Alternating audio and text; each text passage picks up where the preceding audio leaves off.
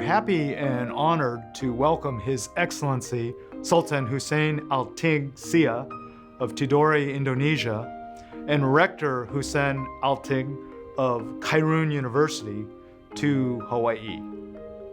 This is part of our USAID project here at the University of Hawaii on building disaster-resilient communities through training and education.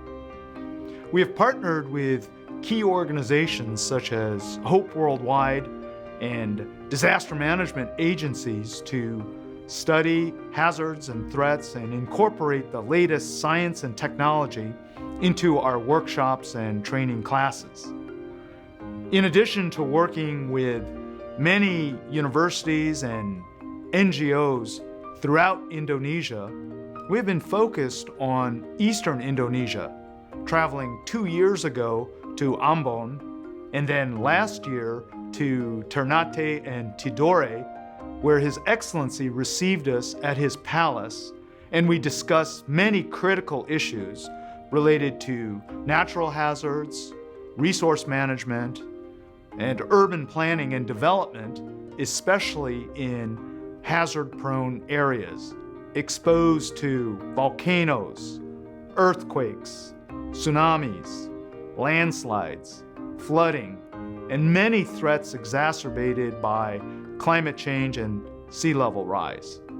In the eastern part of Indonesia, disaster hazards are also bringing the risk higher that the government and the people have very little knowledge and practice in the area.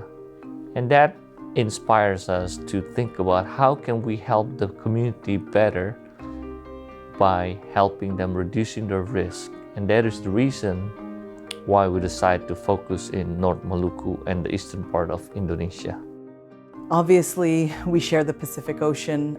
We also share, as part of these sort of global commons, many of the same risks, and we both have individuals who have engaged in really creative explorations and research around these issues. We are continuing our work to identify risks and vulnerabilities, as well as solutions to these urgent needs. We shared with our guests from Maluku our work with NOAA and FEMA and the National Disaster Preparedness Training Center here in Honolulu, and held a seminar at the university. We had meetings with senior administrators at the university and at the East-West Center to discuss and plan future research, training, and capacity building projects. We also shared experiences in Hawaii where community-based groups are restoring natural areas, taro, lo'i, and fish ponds to preserve native Hawaiian values and culture. Lembaga swadaya masyarakat membantu pemerintah untuk menjaga ekosistem.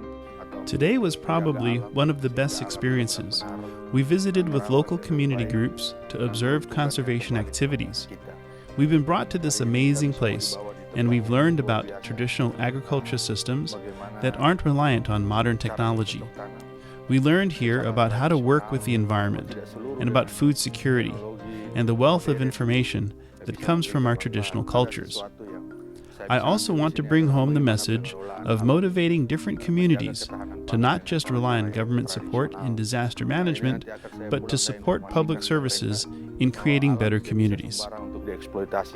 Harus dieksploitasi sesuai dengan kebutuhan. Ke Universitas Khairun, banyak hal yang bisa There are important lessons we can take from here.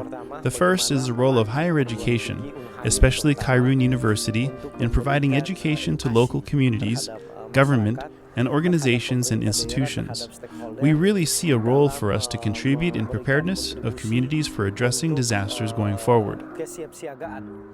Next summer, we plan to return to the region, working with universities in North Maluku. In the late 90s, this region experienced sectarian conflict when thousands of people were killed. Homes and villages and mosques and churches were burned and destroyed. So in addition to the many natural hazards, there is the threat of social conflict. Building resilient communities who can work together is the pathway for peace and prosperity. These are important lessons and practices, not just for Indonesia and Hawaii, but for the world.